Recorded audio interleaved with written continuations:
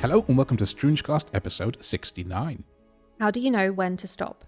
Good question. We'll have to discuss that. But before we discuss that, Happy New Year. And how's your week been? Yeah, Happy New Year. Although technically, last episode was out in New Year, but this is our first recording of the New Year. Exactly. But yeah, we're already 8 days into the year. I know, which is that's weird. crazy. I don't know how that happened. It's been all right. The kids are back at school now, so we're just back into the routine of all of that. It's very quiet as a result. Thrilled to be back, as you can imagine.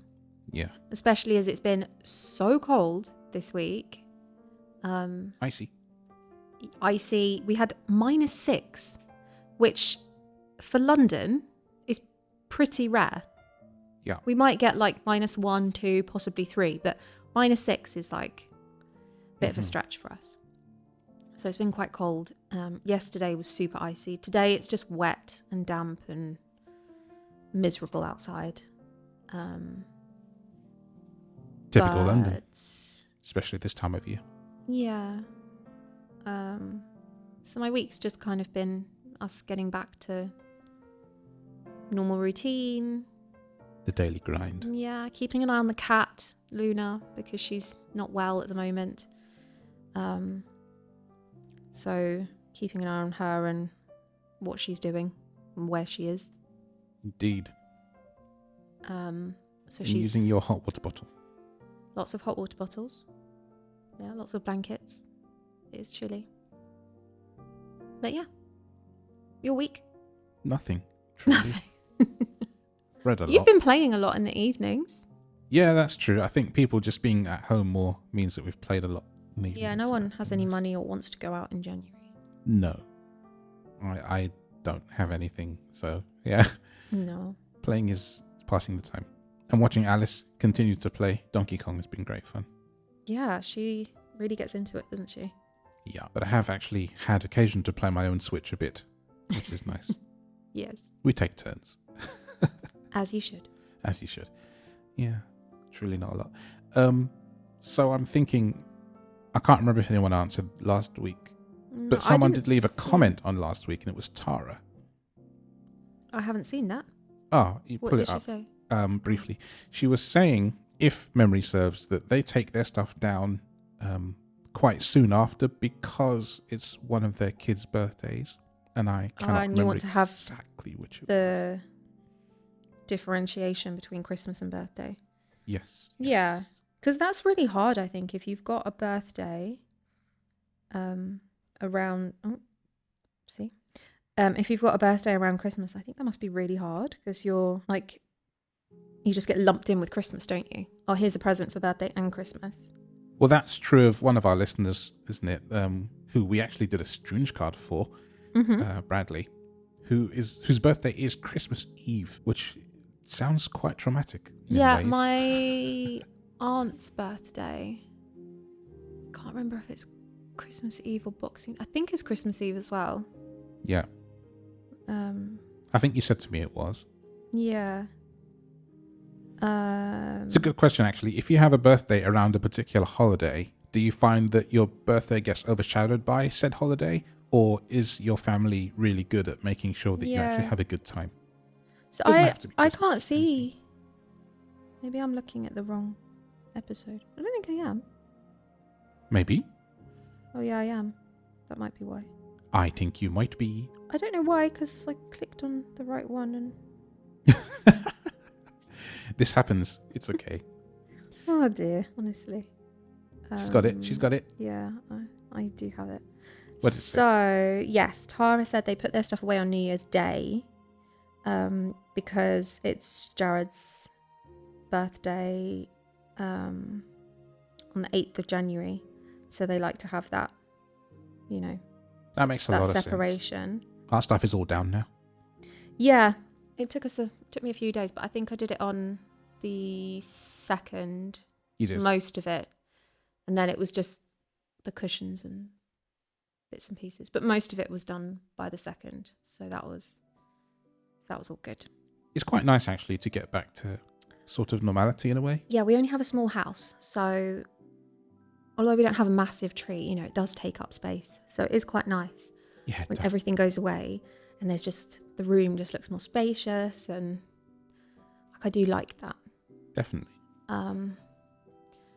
But yeah, there was always that kind of, January, it's all done, it's all over. So we have to think of fun things to look forward to instead. Well, Jakob said he listened to last episode and he was talking about aims as well. And he'd said that it'd be really cool if he could find a way to come over post-October kind of time for a couple of days, which I'd love to see him. I haven't seen him in several years and he's a great friend of mine, so that'd be really nice to see him if I can do that. Yeah, definitely. I would definitely do that. We always have a lot of fun. Yeah, you do. And I feel like the last time he came over was the time we went out to one of the most expensive Chinese restaurants in London and ate a lot of duck. Yeah, I do remember you saying that was a pricey meal. Yeah, but it was worth every mouthful. Dwayne took us there. He drove us, Jakob and I, down there. This time, crazy. Jake could be. I'd be outgunned by J&J. Oh, no. He wouldn't be driving you by the end of this year. No, but it'd be Jakob and Jake. Oh, I see. Yeah. Nothing to do with driving. Jakob and Jacob. That's so funny, isn't it? I know, it is. One letter difference. Yeah. Just a slightly different pronunciation. But Jake is actually really good at guiding two blind people. He's done it before with me and Gilliam. And so if we wanted to go somewhere, as long as Jake's getting a free meal, Jake will nearly always say yes. Yes. So that is definitely true. I have no fears about this, you see. Yeah. Oh, what fun. I'm already looking forward to it now. Of course you are. Of course I am. So go on then. Quiz me. Well, yeah. I certainly didn't know the answer, I think. Last week's question was, in what year were fireworks first used for the New Year's Eve? I'll just guess a random date of 1732. No. 1904. 1904, right. So quite a bit later, but this one you might, I'm hoping, know more. I'm definitely hoping that Jake would know. The speed of a computer mouse is measured in what units? Right. Good one. So there you go. Ask him after school. I will. I'll tell you. Right-to-ho. Yeah. So come on then. How do you know when to stop? What's the Children. the answer here? We're talking about babies. How do you know when to stop having babies? As in, when you're done, you're done. So we obviously had 2. We did. Stopped at 2. But how did we know that we were done? How did we make that decision that was it for us? Did we have a conversation about it, or was it just like a natural stopping point, like an end of a chapter or the end of a song? I don't think we ever had a proper conversation. I think it was kind of well, it's circumstance really, because we only had a small place to live. only had a small place. So I think we didn't need to have that discussion of should we maybe have another one or think about it. We also had one of each, which was kind of just made us feel like that was it. We didn't need to keep going or try again. Exactly. It would imbalance the flow. Yeah, so I don't think we ever had that conversation, but I think we just verbally put out there we're so even and balanced and sort of content with how our family looks. Yes. Like family dynamic. I remember us saying like our family feels complete after Alice was born. Definitely. She'd be glad to hear that. Yeah. And I don't think I would have felt like that if we'd had 2 of the same. Yeah. So I think it would have been harder to have made that choice. Obviously, you can never know because... Yeah, you can never know. But I think, we weren't in a financial position to have even contemplated the idea of having another one. And space-wise, it just would have been so hard. And just the idea of having to do it all over again. No.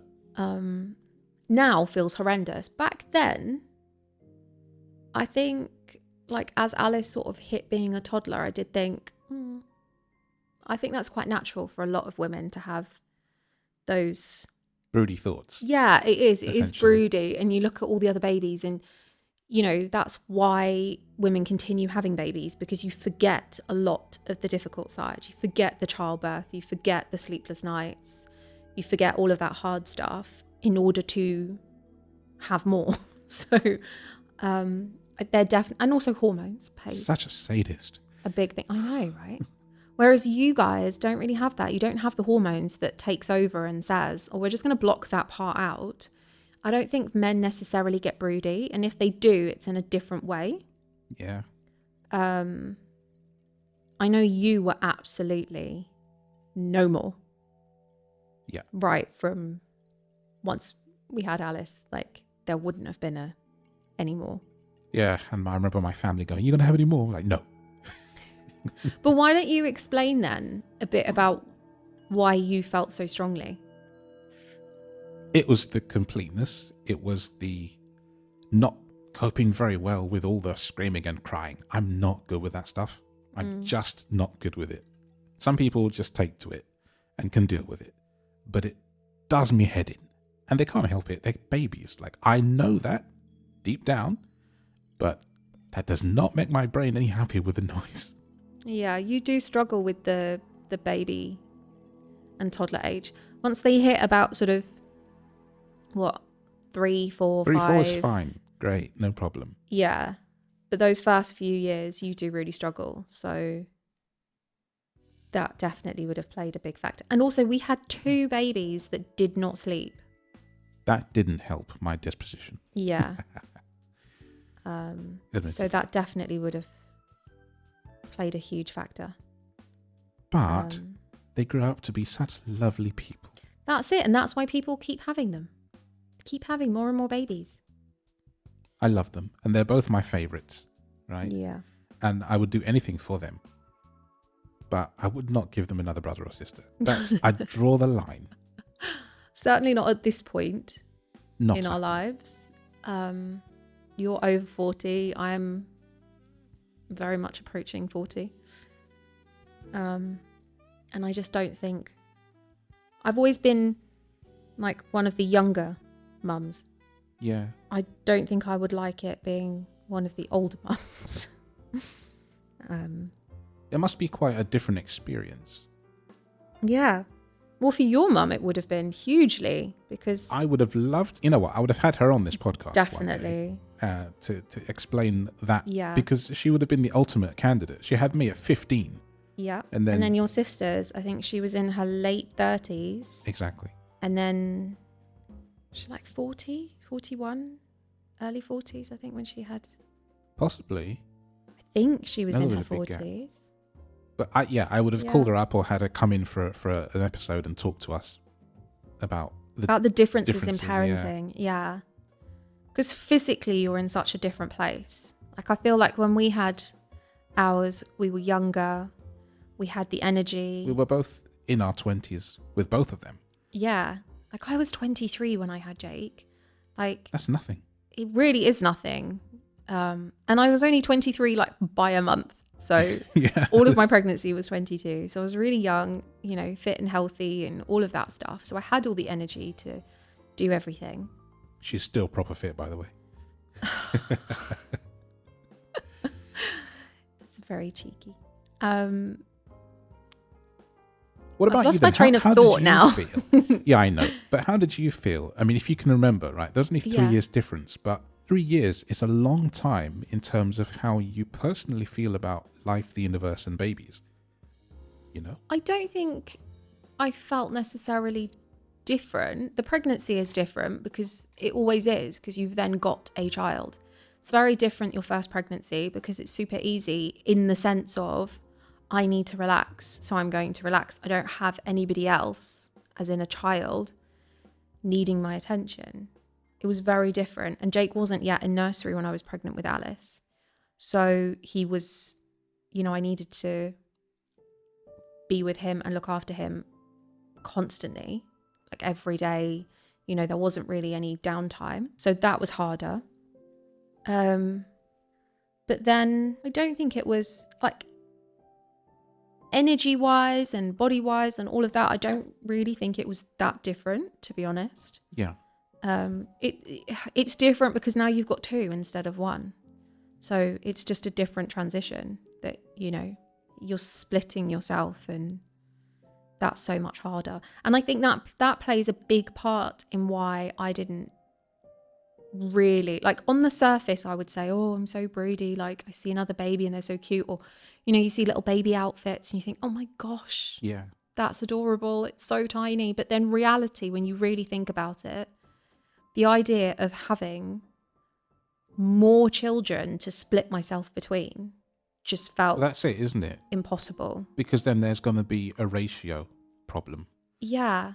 And I think because you did struggle with the baby toddler phase, you weren't able to do a lot with them. You weren't able to take them out, you know, or really look after them for long periods of time. So that's quite demanding. Yeah, and then where we lived in the big tower block, to get anywhere from that point, you would have immediately required a bus or a cab just to go anywhere, any distance. Because you'd exit on the main road. Yeah. It's different around here. You can walk and it's fine. Yeah. But we weren't here at that point. No, that's true. That place was so barren. Like, even though it's like meters away from where we are, it's really not that far. It's just because of the positioning of it is or was surrounded by busy main roads. Yeah. But yeah, it wouldn't have been possible for you to have taken them out, or, you know. So not then easily, you're anyway. No, definitely not easily. So then you are kind of reliant on family help. And yeah, I just, you know, always felt like I've got 2 hands, one to hold each of them. That's it. Yeah. You know, and we were lucky enough to have them the way that we wanted. I'd always dreamt of having a boy first and then a girl, and that's what we had. And I still count myself so lucky that that's how it worked out.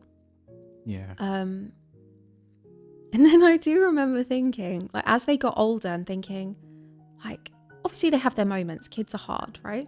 But they were pretty good. We didn't have really anything awful, you know, moments and tricky times and all of that stuff. But they were ultimately good children. And they were basically forgettable, those moments. Yeah, exactly. I thought you were talking about the kids then. Yeah, they're just forgettable. I just had to clarify. Yeah, I just remember thinking, what if we had a third one and the third one was an absolute terror? Yep. Like, just to make up for it. We've just, completely turned our lives upside down. And obviously you love your child, you know, you wouldn't regret them, but it would be, but it would just be so crazy when we've just got this really amazing, generally quite peaceful life. Yeah. To then throw in another whirlwind. Well, this is it. And especially their ages they're at now, they don't need much intervention. You know? No, that's it. Teenagers are, they do come with their issues, but they are pretty self-reliant, self-sufficient. Self-reliant, yeah. And actually, you know what? Let's go back to the really early episodes, because Alice at that point had only just started at the school she's at now. Is that right? 24? Yeah, I guess so, yeah. She would have been in... Yeah. What month did we start? September. Yeah, so she would have been in year 7. Yeah. Which is the first year of secondary. She's now, you know, well into the second year 8. Yeah, so the point I was kind of going to make is that, for example, if you and I wanted to go out for lunch, because in the early episodes I'd said we could never really do that because you'd have to be back for school run and this and that. Yeah. A year into it, I could say safely that we could do that. Yeah. And we have a lot less worries and concerns than we did back in 2024. Definitely. And the thing is, when we started it in 24, as I just said, she had started that going to school by herself. But we would have wanted to be here and home for her if there were any problems. Yeah. Now, if we phoned them and said, hey guys, we're in Westfield, do your thing, they would be absolutely fine. And when we went to the benefits office once, came back late, or to the theatre actually, they were absolutely fine. They'd come home alone, no problems. So it's Yeah. nice to feel like you don't have to go through all of that again and be back to finding babysitters, nursery picker-uppers, all of that kind of business. Or, Yeah. worse for the children, foisting their baby brother or sister on them while you're out having fun. I would never do that. I've never I know been you wouldn't. that No. parent that said to the older one, you look after your sibling, ever. I mean, I might say to Jake, when you're out and about, look out for her. You know, It's when he's at different, though. school, yeah, it's completely different. It's not me saying you are currently responsible for her. It's just if you see something or if she's having an issue at school and she sends you a message, like, Or, do you go remember to last her and year, be there. That's it. It's completely different. when I was away in Belgium last year, or was it earlier this year, whichever. No, it was last year now. What am I talking about? Yeah. And there was that incident in school and you sent Jake to find her. And it's like, Oh, your yeah. big There'd brother's been behind you. an incident with Yep. other kids. Yeah. Something had happened and they were sort of independently messaging me. yes. And I wanted to make sure that she was okay. And I said, go find her. And he did. He like loomed up behind her, this massive, He was tall even then. boy. Yeah. And everyone was like, oh, is that your brother? She was like, oh God. Yeah. But that's very different. And like when we went on holiday, they would go off together, but that was, They went to get That your was present together. they and went that to was get my present beautiful. together. Yeah, it really was. But that's their choice to make. No, I know. We have never said to Jake, you go and play with your sister, go and look after your sister, go and do that. I've never ever, and I would never do that. I never liked even hearing it from other parents. No. I mean, I didn't have that because I was an only child for a long period of time. Yeah, So it's see, different, I but was you've made to never play said with that. my sister, and there was I know 7 you years were. age gap, and that's why. And I don't blame my parents for that. It's difficult. They were, They were working parents. older too, parent, and it not was different. older, but they were, like probably similar age to what we are now. They were working really hard. Like it was a lot. Yeah. So to say, oh, just go play with your sister for a bit or whatever, like I get that.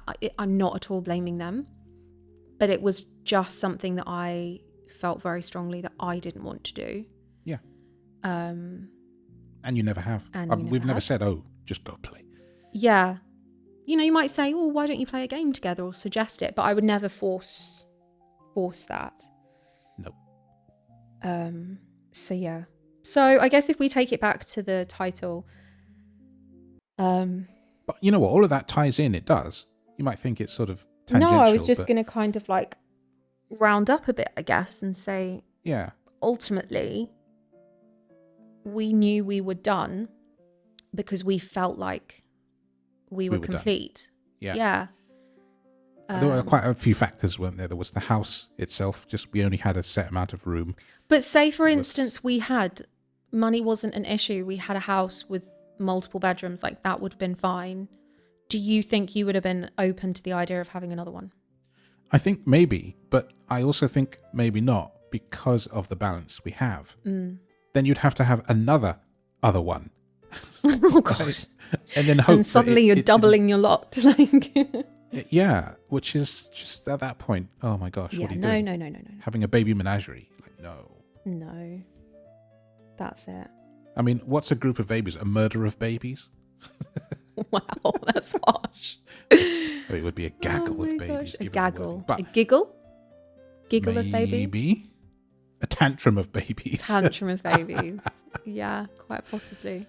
But my Sleepless night, that's for sure. goodness. Well, yeah, there Maybe was we a would have lot. felt differently if we'd had good sleepers. Yes, Just any sleep. any At sleep at all. all. Yeah. I know our one very good friend will listen to this. I want to hear about his babies. Yeah, because he's got 2 of the same. So Two it'd of the- be yeah. interesting to know how. How do Because they sleep? How do they cope with it? And how does one love the other yet? Not love, but that he's too young to really get that. But Oh, you mean one baby love the other baby? yeah. Yeah, I don't know if because that takes time, I think. takes And he's time. still very little. I'm also going to have my brother listen to this because at the moment they only have one child. I don't know if they have thought of another or if can afford another. Again, it's all about space and money. It's a lot of things are about money and space, aren't they? Yeah. You bring them down to the wire. Yeah, absolutely. But I think if you'd asked me the question of if we had the space and the money, say 10 years ago, Yeah. I would definitely have said I want another one. I could see that. Yeah, because I think because I am such a family person, you know, that's what I see myself doing. It's our family. So to grow our family just would have felt like the best thing ever. But now, and certainly I would say for the last like 5 years, I've definitely been like, no, absolutely. I'm really glad that we made that choice and didn't have any more. It goes back to your own episode, doesn't it? When you're, discussing tiredness and all that. Yeah, so. That's it. I mean, in the last couple of years, I don't think I physically would have been able to deal with pregnancy, a newborn, a baby, a toddler, like all of that. You'd have been passing out left, right and centre. Oh my gosh, it just would have been awful. Absolutely awful. And then I would have had to have relied more on other people. And I hate that at the best of times, let alone if it's involving my child. Yeah. So, yeah, I'm really glad that we didn't do that. But also just, we have such a great time. Like the kids are at a great age. They have been for years now. But, when we go out, when we go on holidays, all those things, you throw a younger child in and it just completely changes the dynamic. And that's not to say that, but then they grow up and then, but 4 just works for us. Yeah. That's 4 people, by the way, not 4 children. There Yeah. aren't 2 that we didn't tell you about. 4 people. And that's kind of why we got the dog, was we're not having any more kids. I need something that's going to be here as the kids get older and don't need me as much. I need something to nurture when I am not nurturing them.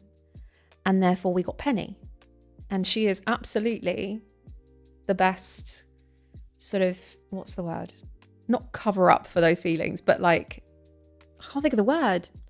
I can't either. I was going to say surrogate, but it's not that. Or replacement. Not surrogate, but it is kind of, she fills those. She fills a hole. She fills the hole. Yeah. She takes up that space for me. So when do you call it quits? If even you have children. Some people don't want and do not like the idea of children. And I would love to hear from you as well. Because you will have an entirely different response to this question. And it will probably be one word. Never. Right? And that's absolutely fine. Yeah. I actually think it's really brave of people to say, I don't want to have children ever, because you can get a lot of criticism about it. Yeah. People saying, oh, what are you going to do when you're older? Or what if you change your mind and then it's too late? Like all of that stuff. But if you know deep down you do not want to have children, then don't be forced to have them. Don't do it. It's such a huge commitment. And also don't bring a child into something that you aren't sure about yourself. Like that's the worst thing you can do. So actually being brave and saying out loud, I don't want to have them. Great. Say it loud and proud. Yeah. There's enough children that, struggle in life. So. And the thing is, they know when they're not wanted. Yeah. They're not silly. They will yeah. feel it. And I wouldn't want any child to feel like that. No, absolutely. And I know ours don't. So. No. They are funny creatures. We were discussing this last night. Yeah, they were messing around and like playfully bickering, and it was funny. Yeah. They do. They do make me laugh when it is all playful. There's no, they're laughing as they're doing it, but kind of like winding each other up a bit. Oh, yeah. But it is all in jest. Like they're both laughing at the time. Mm-hmm. And just things like that just always make me laugh with the 2 of them. Definitely. Um, But if I had all the money in the world, I would love to just give them separate rooms far from each other. Not because they are. They just need their own space. That's the thing. Unfortunately, we're not in a position that we can do that for them, which is, the one big thing we would like to change, but it's just not feasible. Yeah, speaking of aims. Yeah. Aim for a bigger house. Aim for a bigger house. Don't know how that'll happen, but, No. one can dream. One can. But yeah. And I would rather a big house than more children. Definitely. Yeah. That for me, that would be like a life goal at this point. A new place. Yeah. Oh, a bigger, not just a new place, but a bigger place. Yeah. There's so much I would like to do with it. Kit it out the way I want. Oh. Yeah. You can decorate how you like. So. Yes. Are we moving on? Yes. Stroonge news? Stroonge Give it story? to us. I've got quite a festive one. I know we're done with Christmas, but this is like the sort of what you do when you're done with Christmas story. Uh-huh. So, Christmas trees in the UK are being used as natural sea defences. Oh, So cool. this is on the coast of Lancashire. And people donate their used Christmas trees, and volunteers then bury them about halfway in rows along the coast, all the way along the coast. And then it creates this natural sea defense it's a technique called dune thatching. And in the wind, that sort of blows the sand, it captures it in the trees, and then it sort of over time builds up to make these dunes, which then protects against erosion and flooding, and it creates habitats and all kinds of things. That's so cool. It's so cool, right? I've never heard of this before, but it came up and I just thought that was absolutely incredible. And obviously it's much more sustainable because then the trees are not going into landfill. Or actually, on another note, yes, that's kind of the end of that story. I just thought it was really cool. But the idea of trees going to landfill, my parents actually they pay to have it collected and donated, but they donate it to the local farm. There's a city farm near them that goes around, takes a very small donation, collects the trees, takes them back, and then feeds them to the goats. So again, it's being recycled, and it's just, they've done it for the last few years now, and it's just the best use, I think, of Christmas trees. Yeah, using them to either feed nature or give back to nature in whatever way. Which is a point. In our big house, when we eventually do have one, yeah, the smell of a real tree would be great. We will have a real tree. We have a plastic one, man. We do have a plastic one, but I love that plastic one because it's been with us since before you and I are together. Yeah. So I would save that, and it would be like the bedroom tree or the hallway tree, and then we would have our incredibly big one. Yeah, we would be a multiple tree household, and then we could donate our tree to the goats. To the goats, because we don't live anywhere near Lancashire. So you had that tree before we got together? Yeah. When I moved out. Wow. So before you and I got together, so that was 2007. Yeah. When I moved out myself, we bought that tree from IKEA, and it's still as great as it was then. You hadn't even had a Christmas alone. No. But I had a little tree in my house, my flat. And then the next Christmas, I was with you. So you brought it. It came too. And then, yeah, it's been with us ever since. That's proper tree planning. Mm-hmm. Great. Yeah. Wow. And as the kids have gotten older, they can reach higher and higher up the tree. Yeah. I think Alice is now taller than the tree, or very nearly. Yeah. She can reach it anyway. And Jake is taller than the tree. I should hope so. Yeah. He's a mammoth right now. You stand next to me, and he's officially he dwarfs me. 5'11", because we measured the kids on the weekend. But with his hair, like his very, very tall hair. Yeah, he's definitely like 6.5 feet, I reckon. Yeah. That is some impressive hair. That boy in his hair, honestly. It's got a mind of its own, I swear. It does. Swear to the hair. Yeah. Well, there you go. That's us for another week. Thank you for listening. And again, Happy New Year. Welcome to 2026. And we hope it's a really, really good one for you, of course. We will be here to keep you going throughout the year, hopefully. All going well. Because we don't know when to stop. So stay tuned and stay commenting. And thanks for listening in 2025 if you have, and 2024 if you did that as well, because some of you will have. It's been great to have you along, and it will be great to continue to have you along. So, without further ado... Bye.